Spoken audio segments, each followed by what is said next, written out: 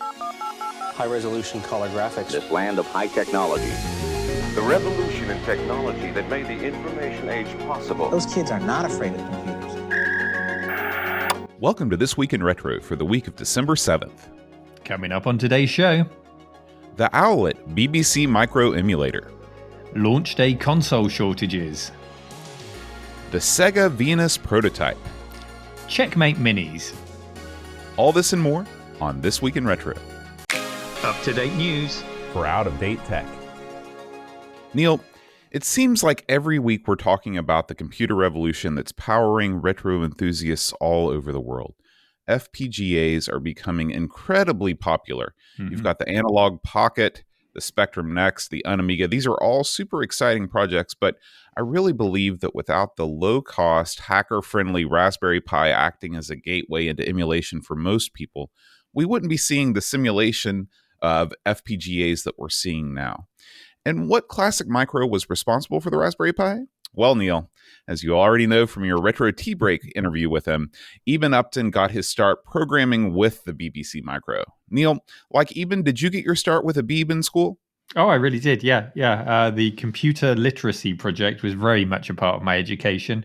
And there was a BBC Micro in every classroom right from the start, from primary school. At the age of 5, the very first year of going to school, there was a BBC Micro at the back of my classroom, just one, because it was a fairly small school. In fact, my first teacher was a nun. So I had the combination of a nun and a BBC Micro in my classroom. That's a winning combination, Neil. And I can't say I remember a whole lot about that year because I was 5 years old. But by the second year, we were certainly using the BBC regularly. Come the end of the third year, I was forfeiting running around the playground at lunchtime to write text adventures on Logo on the BBC. So I absolutely fell in love with it. And, having the BBC in school, it wasn't about computer lessons. I don't think we even had dedicated computer lessons back then. None that I can remember. The BBC Micro just became part and parcel of every lesson. There was always a little element in a maths lesson where you did a bit on the BBC Micro, or an English lesson, you did a spelling bee type thing on the BBC Micro. So, I think an awful lot of people of my generation have a lot to thank the BBC Micro for in just introducing us to computing and making us feel comfortable with it. Even though we didn't know how important it was at the time, it was absolutely the start for me and the start for many people of my generation. Yeah. How about you, John? Have you used one? No, unfortunately, the BBC Micro hasn't found its way into my collection yet.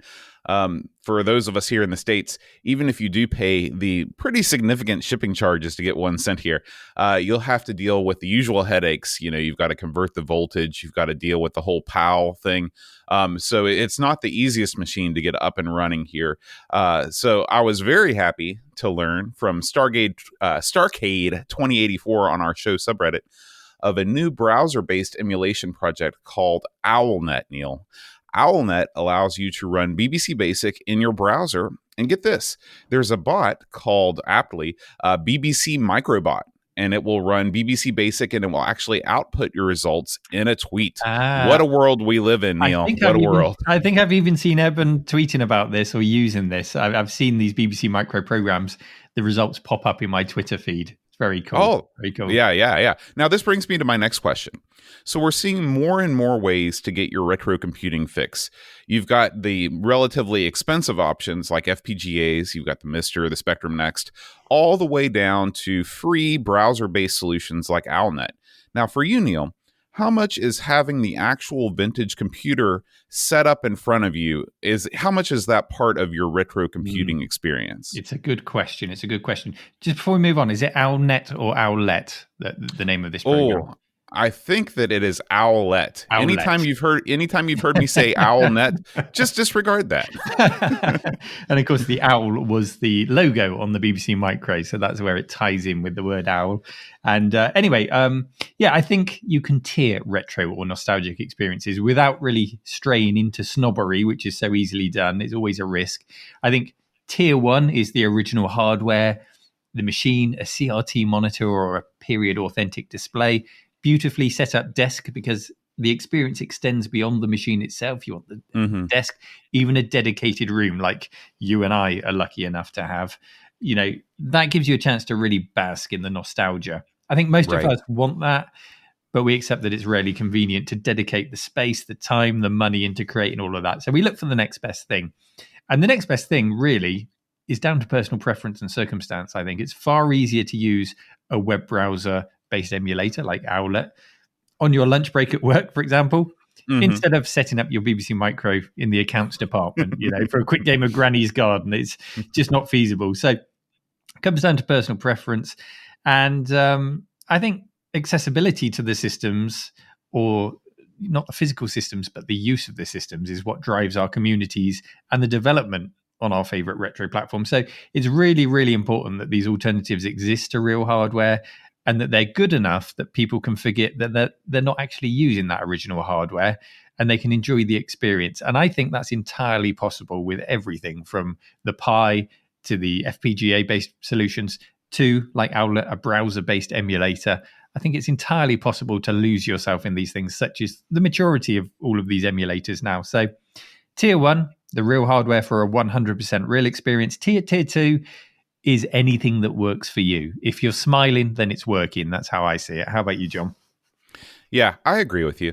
I think that for me personally, with a computer, and I kind of classify computers different than consoles, and that computers for me tend to be a bit more of a lean forward experience. And I'm sitting at a desk, when I'm using a retro micro, I want to be sitting at a desk in front of it. I like the hybrid of old and new. I'm lucky enough to have a space for a room full of old computers. And after years of apartment living, when that wasn't the case and being confined to only using emulators, I love the ability to just take a computer off the shelf, sit it in front of me, and power it on. There's something almost like time travel that happens when you do that. That said, I do subscribe fully to modern storage solutions that allow you to skip some of the less romantic aspects of the hobby, like load times, bad sectors corrupting your disks, all that stuff. So, and also, there's definitely a time and a place for emulation too. If I want to go quickly through a game library and pick out some games that look neat on a certain computer, I'll fire up an emulator, and then I'll load up a TOSEC collection and have a browse. Emulation is great for that, and then I'll sort of cherry pick the games that I really want to try out on the real system. Yeah, but of course, you're only playing the games that you're legally entitled to play from. Absolutely. I've got a huge library of legally obtained games, Neil. Huge. And I think as time goes by, we're seeing more and more of that hybrid situation. I'm fully on board with you, by the way. Nobody wants to have to relive bad load times and things like that. So totally on board with that. And I think more and more for people who want to enjoy that sense of nostalgia in a more convenient form, even if they do have the space for it. For example, I've got a Mr. FPGA device inside an Amiga-inspired desktop case, which we'll talk about a bit more later today. And there's nothing old about any of it. This is a completely new system. And even when I have all of my other classic systems set up, I'll have them all set up in the new space I'm moving into at the moment. So I'll have the choice. Do I want to sit down at original Commodore 64? I'm going to be so tempted all the time to walk up to this modern Mr. FPGA-based setup, just because I know I'll be able to sit down, I'll be able to play the game I want instantly, and I'm not going to run into any problems. So convenience plays a huge part. And I think with devices like the Mister, the Unamiga, the Vampire Standalone, I think these lines are going to blur more and more into what people decide, what choices they make, even when they have the space for classic systems. It's an interesting time, I think, John. Yeah. So if you want to try Owlet, and that's Owlet, not Owlnet, and the BBC Micro Bot, just click on the story in the show notes. And if you'd like to share your own memories of programming on a Beeb, feel free to comment on this story in our show's subreddit. A story now comes from the website denofgeek.com. They explore the recent release day console shortages, and the article begins, Microsoft and Sony are dealing with hardware shortages that have made it incredibly difficult to pre-order or outright purchase a next-generation console. Even worse, everything we've heard so far suggests that it's going to be a long time before you're able to buy an Xbox Series X, S, or PS5 with relative ease. As I understand it, it's going to be very hard for many of us to get the console that we want this Christmas. Microsoft aren't able to give any details on when things might get better for potential Xbox owners. Sony, on the other hand, haven't actually officially commented, but it's pretty much the same situation for them. So, John, it's starting to feel a bit like Groundhog Day when it comes to new console launches, isn't it? Yeah, it really is. I just don't understand why it's so hard to just not manufacture enough of a product to satisfy demand. It's freaking 2020, Neil. It's not 1983 with the Cabbage Patch dolls. Yeah, I remember, and it also, quality control has gotten so much better with manufacturing that you can't really blame that either. I remember there was an Apple II model, I can't remember which one, that right out of the gate it would overheat. Do you remember hearing this story? And the stores would tell customers, "Well, just lift it up and drop it heavily on your desk to reseat the chips." That sort of thing happened when we hadn't quite gotten the manufacturing process down of electronic components. But right now, there is no excuse. There's no excuse. Companies like Sony spend millions on market research. They know what the demand for this thing is. Are their margins and Microsoft's margins really that thin that they're scared to overproduce? And if they are, what does that say about the console industry in general? Are they really on such thin ice? Are they scared of ending up with a warehouse full of consoles like like Commodore did with the CD32 in the Philippines? I don't know, Neil. Anyway, rant over. What about you, Neil? Have you tried to get either console? No, I'm not an early adopter, John, so I haven't. I think the lift and drop technique was also one for the Atari ST. I think that was a way of reseating the 68,000 on that as well. So yeah. What a great solution to a problem. we've certainly come a long way. I'd like to think. But no, I haven't tried to get either of these, and mainly because I've got a relatively powerful PC for video editing, so it naturally doubles as a good gaming machine. I've got a nice GPU in there. It's fine. I can do all the gaming I want on there. So I tend to be more of a PC gamer and a retro console gamer. I'll eventually get to the PS5 and the current generation. In 10 years or so, I'll get around to it. But I think the first time that I was affected by such a thing was with the Xbox 360. I remember that there was a lot of hype, just like today, a huge amount of hype for the latest Xbox. And it went through that cycle of the scalpers buying them, selling them at inflated prices on eBay. And it is, I have to confess, it's the one time that I became part of the problem, John. I wanted the console so badly that I did buy it on eBay. I did pay over the odds for it. Not massively, but if I was more patient, I wouldn't have needed to. And demand massively outstripped supply on that occasion. Have you been in that situation? Have you been unable to get hold of a console or a game or anything at launch? I spent some time thinking about this, and I don't actually believe I've ever bought a console on launch. It's just, it's not even often that I buy a console the same year it's released. Yeah. The thing is that, aside from just being part of the zeitgeist, being part of the community that can discuss it, there's not a lot of advantages to buying consoles on release. You've got to deal with a library that is pretty small, and most of the time launch libraries are less than stellar. And then you also have to deal with all of the the rough road of patches and software updates and firmware updates that the company pushes out. These 0-day things, and so you're ending up spending more time waiting for your system to update than you are actually playing games a lot of the time when it's first out of the gate. So no, Neil, I've never bought a console. Yeah, and I think backward compatibility is just as important these days as the launch library now. Sure. Everyone that gets a PS5 wants to not just be able to play their PS4 games, they're expecting now to see them run at better frame rates, to be able to play them in 4K using the same disc. It's a very complex beast. We're way beyond the upgrade from the NES to the SNES. It's such a complex thing, and it's no surprise that there are problems to be ironed out. So yeah, be more patient. It's easy to say when you're our age, but I remember exactly how I was when I was a teenager, and I wanted it right now. So yeah, I don't blame people, but it's certainly not a new phenomenon. I put a link in the show notes, which is a news report from 1988 titled "Nuts for Nintendo," and I wondered, John, if you'd mind dropping in a little clip from that news report in the podcast now. This man came all the way from Indiana to get one. He came 1,000 miles just for this game? Yes. I've done 7 stores a day for 3 weeks now. I cannot find it. I have to live with my kids for the rest of the year, so I have to have this on Christmas Day. So to please the kids, they line up at the few stores that have been able to get copies of the hottest Nintendo games, Mario 2 and The Adventure of Link. I have Super Mario Bros. 2. Now what's Nintendo, you ask, and why should you care? Well, I think it's something you should know about because it's captured America's children. Well, I don't think you need me to explain what Nintendo is, but it's just one of many examples of shortages from big game companies. Nintendo, Sony, Sega, and Microsoft over the years. It's such a familiar news report. If you listen to the rest of that news report, it even goes into, our video games brainwashing our children. It really is a classic 80s video game nasties and shortage report. But we've heard it so many times. People queuing to get the latest console or the latest game at Christmas, queuing for hours. One guy in that report has traveled 1,000 miles just to try and get the game. You'd think people would have learned by now, a couple of decades later, 3 decades later even. And, by that, I mean, you'd think they'd have learned some patience. It's understandable that companies creating these things have to find a balance between supply and demand and manufacturing capacity. The last thing the industry needs really is another North American style video game crash and a glut of unsold titles buried in the desert.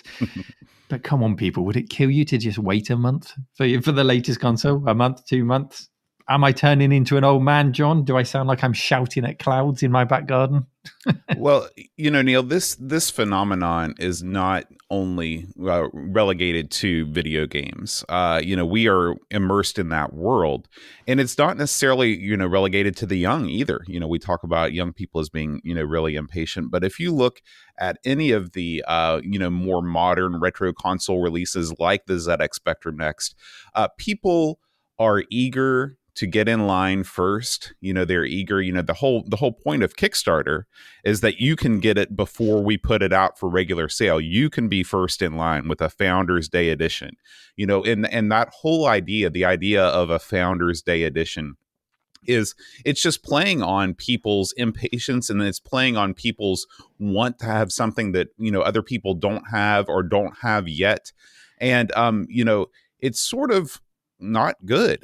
It sort of plays upon people's darker emotions that say, hey, I've got this thing, you don't have it, therefore I'm better than you. So I'm not fully sold on that side of things. Although at the same time, the more positive thing is that people want to jump in at first because they want to jump in all together and experience a new thing with a community of like-minded people. So if you get your PS5 on launch day, not only are you saying, yes, I've got this thing that other people don't have, haha, but you're also saying, look, I'm going to go online and I'm going to find the other people that also have this thing, and we're going to form a community and we can share our experience together. And that can be a positive thing socially, especially in these days where we're not able to connect physically with people. Yeah, and I don't see this even improving as we move into the next generation again, when we undoubtedly go on to thin client gaming. The problem isn't going to be the hardware, it's going to be the data center capacity.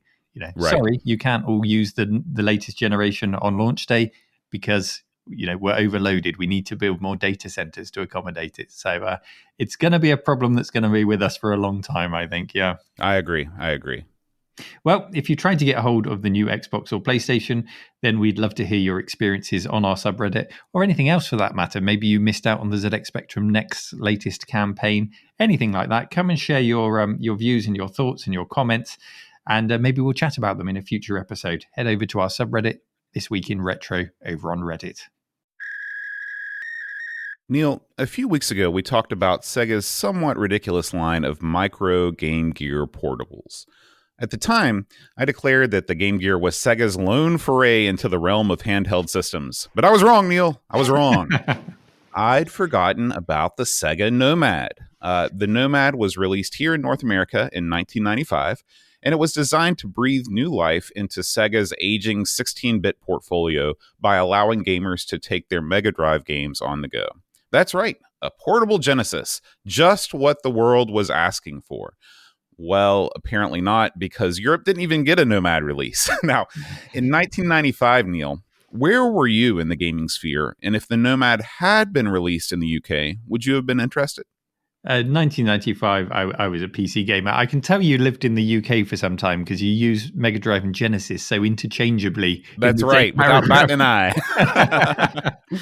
But also, we should remember there was the Dreamcast VMU, John, which are they're kind of classified as a simple handheld gaming device by Sega. So it's kind of a thing. It counts. But yeah, 1995, PC gamer through and through at that point. I was buying every magazine I could get my hands on with a cover CD, exploring every single program I could on the CD. The web was too slow at this point just to download those multimedia experiences that we demanded at that point. So it was all about games on multiple CDs and unskippable cutscenes for me in 1995 on my PC. Yeah. The glory days, Neil. The glory days. I can hear CD drives spinning up now. But I was aware of the Nomad, though, just through the news in the magazines that I read at the time. So as someone who looked, honestly, I looked down my nose at the Game Boy on release. I have a lot more respect for it now, but back then it was a kid's toy in my eyes. I looked at the Nomad differently in my magazines. I thought, I want that. I know the Mega Drive is a little old by this point, 95, or quite old, in fact, but it was a lot of power for a handheld. It could play games in full color. It had franchises like Golden Axe and Streets of Rage on it. Yeah, I'd have loved to have got a Nomad in 95. It was a good looking machine. It ticked my boxes. Yeah. Did you have one? Did you see one, John? Because I didn't see one. I think I've seen one in a museum now. I never saw one at the time. Yeah. I do remember seeing the Nomad in stores, and it's funny because a lot of these systems I never saw until they were in the closeout bin. The way that things work at least in America at your big box retail stores is that a lot of times when a console is new, it'll be behind the glass, and they'll only have one out at a time. And unless you're really looking for it, it can be hard to find. But when these things don't sell and they want to get rid of them, they take them all out of the glass, they put them in a bin right in the middle of an aisle, and they put price tags on them that say $20 a piece. and that's what happened to the Nomad. That's also what happened to the Dreamcast and the Saturn. So Sega, just a long, this is just part of their long, slow decline. Now, on the other hand, the Nomad did have some things going for it. It was the first 16-bit handheld, and nothing else in the handheld market could touch it, spec-wise. Another neat thing about it is that you could plug in a second controller, and if you and your friend didn't mind a somewhat, intimate relationship, you could share that tiny screen for some two-player action. That, I'm not sure how many people took advantage of that, unless you're playing games with your boyfriend or your girlfriend. But at any rate, in 1995, we all knew that bigger and better things were coming right down the pike. Sega had released the Saturn by this point, so everybody knew that the Genesis games were going to slow to a stop. And as a Game Gear owner, I already knew about the color LCD screen and battery life combo. And so that enough was, I was like, you know what, this is just not going to work for me. No thanks. Now, do I wish that I'd picked one up for $20 in the bargain bin? Heck yes. Because, at $20, that's a pretty good value proposition. Just at the time when you're a kid, $20 is a lot of money. So the Nomad had received some time in the spotlight this past week, as highlighted in our show subreddit, again by Starcade2084. He's 2 for 2 this week. For the first time, the Nomad prototype has been unveiled to the public. And I've got to say, Neil, the Venus, which was its original name, looks about 400 million times better than the Nomad that was released here in the States. Instead of those horrible oval-shaped face buttons on the Nomad, Neil, there was something about the 90s and ovals. People were just crazy about ovals. The circles were passé at this point. The Venus, on the other hand, it sports buttons that mimic those found on the Genesis controller. Actual usable buttons. Sometimes you just need to stick with what works. Neil, what do you think of the Venus prototype? Well, I think this Nomad prototype, the Venus, has aged better, like you say, than the actual Nomad. I was just thinking about you saying it's the first 16-bit handheld. I think you're right, but I think Atari kind of threw the 16-bit word around with the links, just because they had certain 16-bit chips in there. Yeah, I think you may be right, but if you've actually sit down and played with any Lynx games, as I'm sure you have, 16-bit will be the furthest thing from your mind, Yeah, I think they call it 16-bit perhaps in the same way they call the Jaguar like 128-bit or whatever they call 64, it. yeah. People just by adding up all the numbers. I don't know, but yeah, there's no doubt in the Nomad was 16-bit, just like the Mega Drive was, because it is effectively a Mega Drive in there. And when you look at it, the design of the prototype is much closer looking to the Game Gear. It's got a more symmetrical design with the rounded edges as well. Whereas the final Nomad has a screen bezel that it kind of has one side of the bezel larger than the other, and it's not symmetrical, is it? Yeah. Asymmetry, another feature of 90s design. Yeah.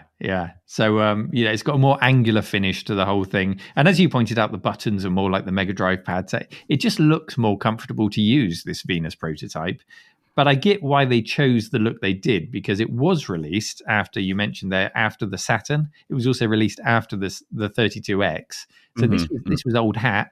It had to look new. It had to look different to the Game Gear.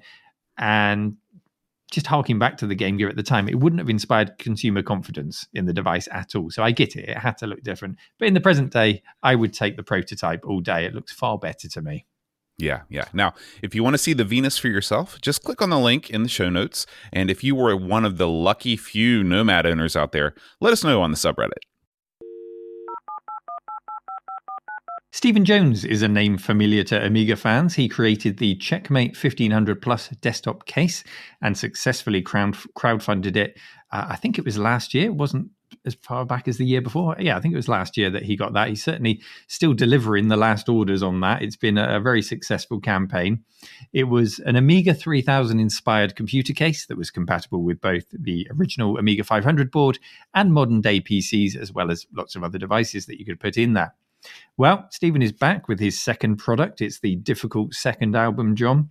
And what he's created is a mini, but it's not one of those shrunken console minis that I know you love so much and we discuss week in, week out. What he's really done is just shrunk down that original case to appeal to people who have different needs to those who bought the original. In fact, I wouldn't call this a mini at all. I would personally call it more of a MIDI desktop case on the grand scale of things. And what this new computer case offers is a more compact design while still retaining the Amiga 3000 inspired look. It loses compatibility with original Amiga system boards because it's just too small now to fit them in. You won't get the width of an Amiga 500 into this case. Instead, it favors the mini ITX form factor. And we'll talk about what that means and what we can put in that shortly. But first up, aesthetically, John, what are your first impressions of this Checkmate Mini? Have you seen it? Do you like the look of it? What do you think? Well, I know from seeing, the various models of Checkmate over at Amiga Ireland, as well as gushing reviews from folks I trust, like you, that Stephen does good work. I have no doubt that this is going to be a well-crafted case. I like the variety of options you can buy into on the Kickstarter in terms of, the different functionalities of the case, the different ports and everything. I also have no doubt that this thing is going to get funded. A goal of under $70,000 for a project like this shows that he's not looking to get rich off the backs of fellow Amiga fans. As far as the aesthetics of the case go, I love it. I've always sort of been enamored with the Amiga 3000.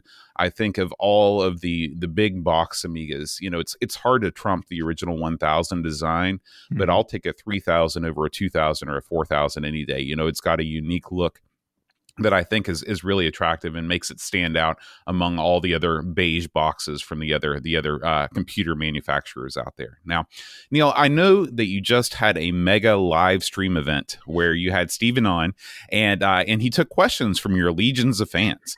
I noticed that he held up a prototype device and was showing off the insides. Now, you haven't actually seen one of these in person, have you? No, John, until now, I've only seen the 3D renders and the prototype that Stephen showed on his stream.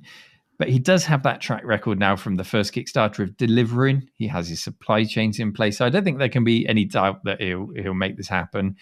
If he hits the Kickstarter goal of $70,000, as you said, it's showing us £50,000 here to me as a Brit logging on to Kickstarter. An incredibly low number, I think. So he won't have trouble hitting that. If the case itself does interest me, but I do already have the larger original Checkmate case, which serves my needs. In fact, I've got two of them.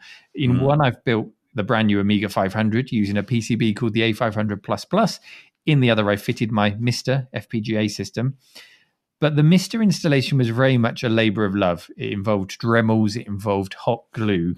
And that's where the new case, the Mini, gets exciting for me, because a cottage industry is springing up around Stephen's work, which complements his new case.